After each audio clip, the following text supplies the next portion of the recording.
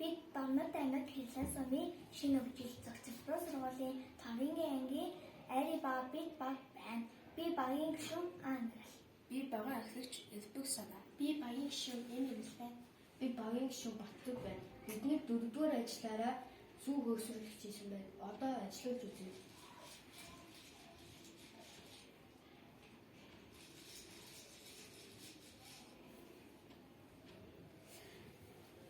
Энэ бол том араа, харин энэ жижиг араа. Энэ бол бариул, харин энэ хутгагч нь. Хэрвээ бариулыг нэг бүтэн эргүүлбэл том араа нэг эргэж, харин жижиг араа 3 эргэн. Том араа энэ бариулыг холдвол хутгагч илүү хурдан ажиллана. Бариулыг жижиг биш том араанд холбоход хүч бага зарцуулсан хурдан ирнэ. Харин бариулыг жижиг араанд холбоход хурдан 3 дахин багасна.